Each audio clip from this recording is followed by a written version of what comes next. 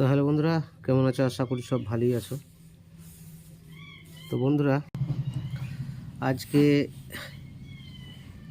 এটা হচ্ছে Ahuja 2.5 watt অ্যাম্পলিফায়ারের transformer. তো আপনারা আগে ভিডিওতে আমি দিয়েছিলাম যে ট্রান্সফর্মারটা পুড়ে গেছিলো, পুরো একদম ছাই হয়ে যাওয়ার মতো ব্যাপার। তো এই ট্রান্সফর্মারটা রেডি করছি। তো এটা হচ্ছে আমাদের এসি ওয়্যার। এটা কিন্তু আহুজার আহুজার যে ববিনটা ব্যবহার করে সেই ববিনটা এইখানটা টার্মিনাল লেগে থাকে, এইদিকে দুই সাইডে টার্মিনাল লেগে থাকে। তো ওই ধরনের ববিন শুধুমাত্র কোম্পানি ফিটিংসই হয়, অ্যাসেম্বল করলে হবে না। তো এটা আমি রেডি করছি। তো এসির জন্য কতটা টান দিতে হচ্ছে দেখো। তো এই যে আমি এখানে লিখে রেখেছি আর কি। এটা তাই ভুলে এটা নয় যে পাক গুনে নয়, পাক গুনে হলে এদিক ওদিক হয়ে যাবে।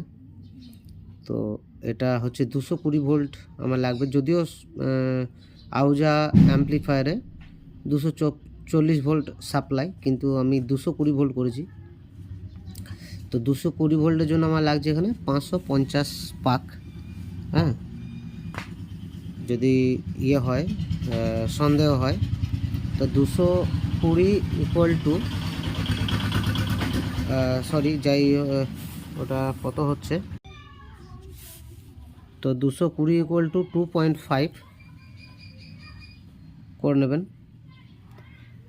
হ্যাঁ, তাহলেই বুঝতে পারবেন কত বেরোচ্ছে, 550 পাক। আর যেহেতু 24 ভোল্টের মেশিন, 24-এর সঙ্গে 2.5 গণিত করে দিলেই কত পাক বেরিয়ে যাবে।